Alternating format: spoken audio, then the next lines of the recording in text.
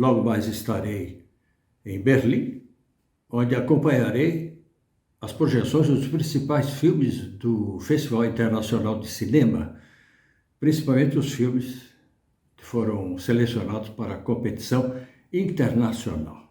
Em consequência da crise sanitária do Covid, fiquei 3 anos sem ir ao Festival de Berlim. Meu último festival foi o de 2020, quando ganhou o Urso de Ouro o filme Não Há Nenhum Mal ou O Diabo Não Existe, do cineasta Mohammad Rasulou. Esse cineasta foi impedido de ir a Berlim para receber o seu prêmio. Foi sua irmã quem recebeu em seu lugar. Isso é dramático porque mostra como as ditaduras, no caso a ditadura iraniana, consideram os seus artistas, mesmo aqueles de grande prestígio. Logo depois de ganhar esse prêmio, que é um prêmio muito importante, Mohammad Rasulou foi preso. E ficou preso esse tempo aí. Foi libertado há alguns dias atrás, mas por problemas de saúde. Ou seja, ele continua preso, mas em prisão domiciliar, durante 3 meses. Além disso, ele foi proibido de fazer cinema. É uma punição que corresponde assim, a um pintor que decepam suas mãos. Não é?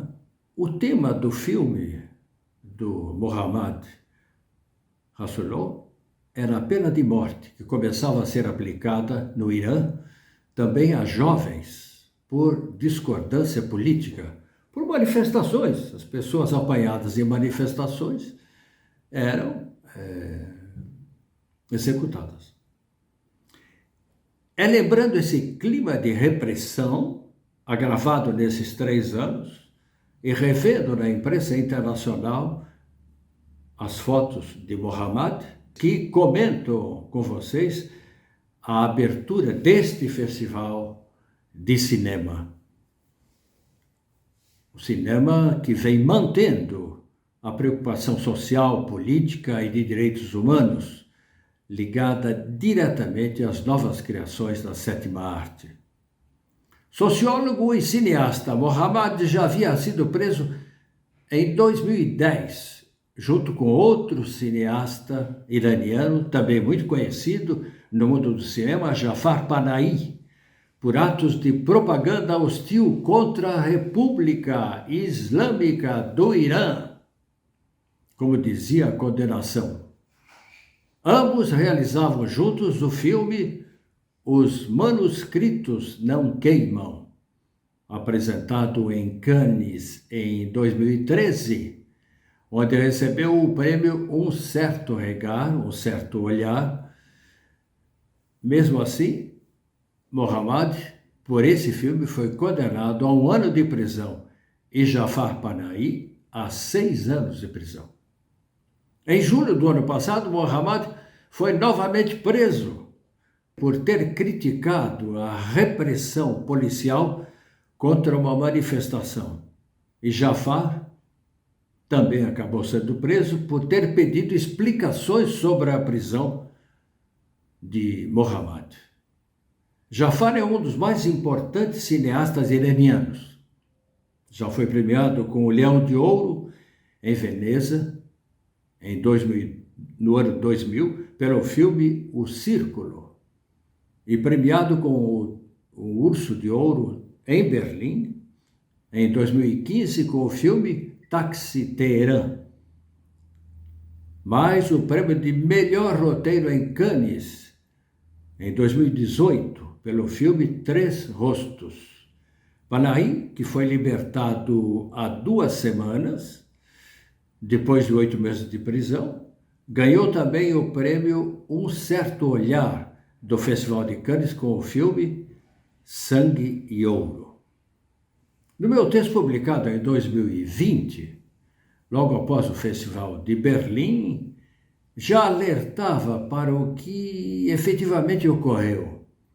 Teremos de nos habituar, no Brasil, a uma nova realidade com as atuais dificuldades criadas aos produtores de filmes.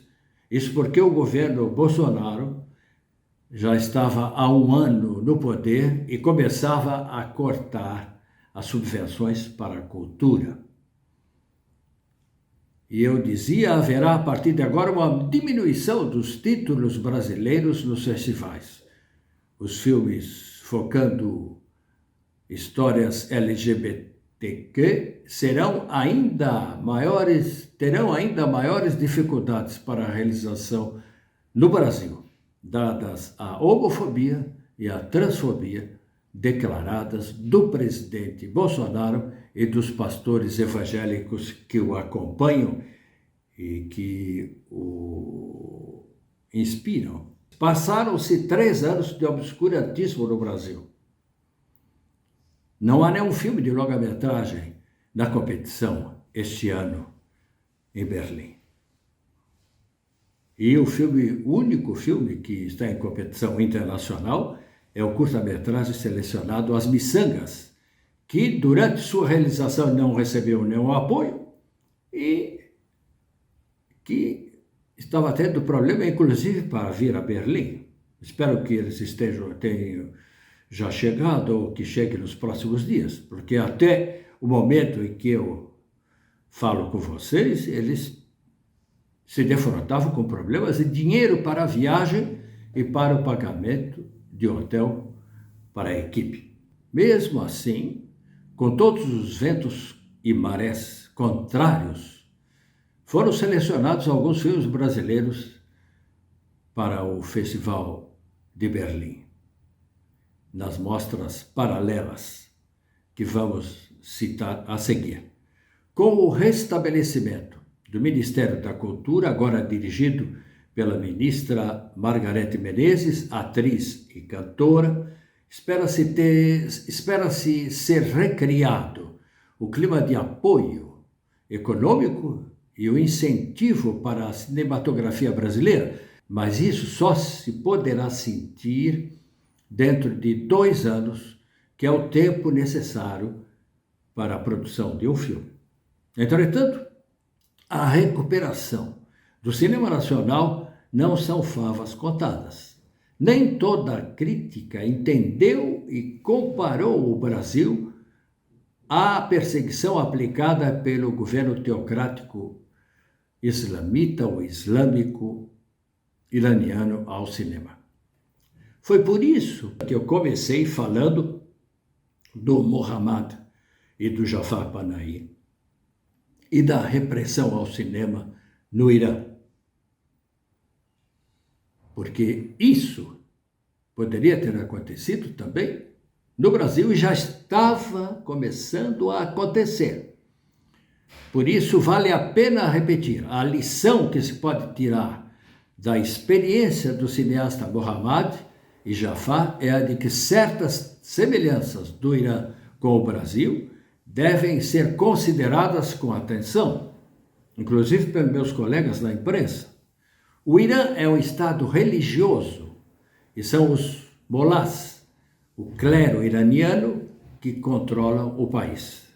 Os molás são uma espécie de o que são os pastores para os evangélicos. O poder político deve obediência ao Ayatollah, que é a entidade máxima da religião islâmica do Irã.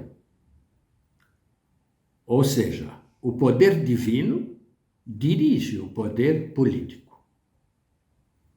Em síntese, o Irã é uma teocracia.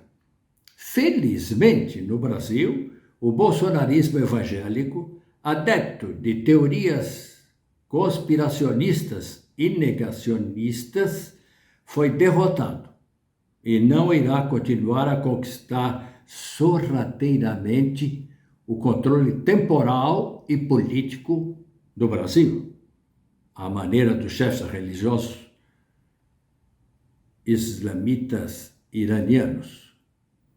Porém, não se pode dizer já ter passado totalmente o perigo de se ir criando uma espécie de teocracia evangélica, aliada, no caso brasileiro, à extrema-direita norte-americana, para um controle tácito e indireto do país, um controle tácito e indireto político do país, principalmente nos setores da educação e da cultura, que são setores importantes e que garantem o futuro. Porque se você ensina as crianças certas coisas, elas vão guardar quando forem adultas. Muito cuidado, portanto, com essa força evangélica que hoje é de 30%, e que pode, e já foi a responsável pela eleição de Bolsonaro e quase permitiu sua reeleição. O genocídio dos Yanomamis faz parte desse objetivo de extermínio da cultura indígena pela evangelização para que abandonem a crença xamanista de seus antepassados.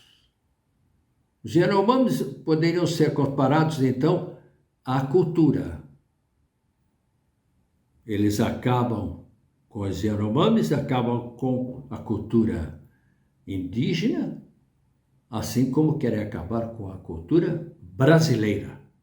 Já falei bastante sobre o papel dessa música gospel, que não é música brasileira, é vinda dos escravos norte-americanos, mas evangelizados, e que já é uma importação que vai se infiltrando dentro da nossa cultura musical,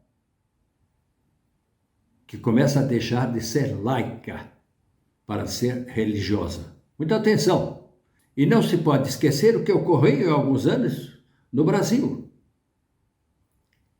Dominada religiosamente, a maioria da população crédula brasileira pelas seitas evangélicas, hoje, como já disse, calculada em 30%, se essa proporção aumentar e a população começar a ser religiosamente dessas seitas, será praticamente impossível se retornar ao Estado laico brasileiro. Chamo a atenção de vocês e dos amigos para essa situação que poderá ser muito perigosa. E foi por isso que eu falei na perseguição da teocracia iraniana à arte, no caso o cinema, como já tinha começado no Brasil, e que se o bolsonarismo voltar, ou a extrema-direita religiosa voltar, acabará acontecendo também no Brasil.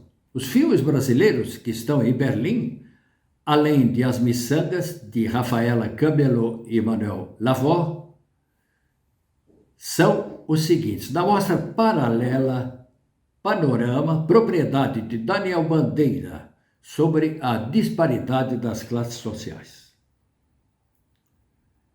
Na mostra Fórum, O Estranho, de Flora Dias e Juruna Malom, filmado no aeroporto de Guarulhos, que já foi território indígena. Na mostra Fórum Especial, A Rainha Diaba, de Antônio Carlos Fontoura, em cópia restaurada. Na mostra Fórum Expanded, o curta-metragem A Árvore, de Ana Vaz. E na mostra Geração 14+, o curta-metragem Infantaria, de Laís Santos Araújo. Daqui a pouco estarei em Berlim, vendo muitos desses filmes, e contarei para vocês, durante ou quando voltar. Grande abraço e até a próxima.